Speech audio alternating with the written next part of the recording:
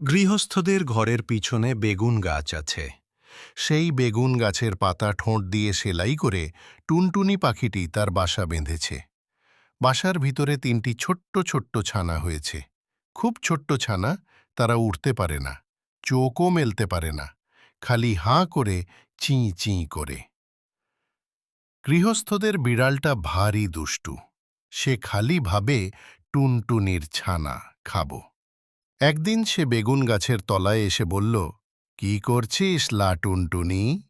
টুনটুনি তার মাথা হেঁট করে বেগুন গাছের ডালে ঠেকিয়ে বলল, প্রণাম হই মহারানী।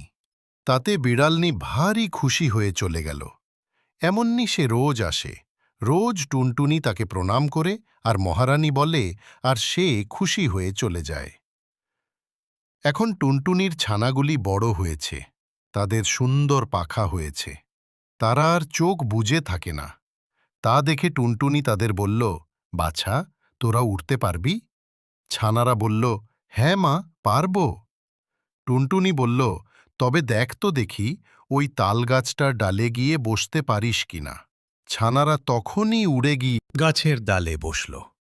তা দেখে টুনটুনি হেসে বলল, এখন দুষ্টু বিড়াল আসুক দেখি। খানিক বাদেই বিড়াল এসে বলল, কি করছিস লা টুনটুনি? তখন টুনটুনি পা উঠিয়ে তাকে লাথি দেখিয়ে বলল, দূর হ, লক্ষ্মী ছাড়ি বিড়াল নেই। বলেই সে ফুরুত করে উড়ে পালাল। দুষ্টু বিড়াল দাঁত খিচিয়ে লাফিয়ে গাছে উঠে টুনটুনিকেও ধরতে পারল না, ছানাও খেতে পেল না, খালি বেগুন কাটার খোঁচা খেয়ে নাকাল হয়ে ঘরে ফিরল।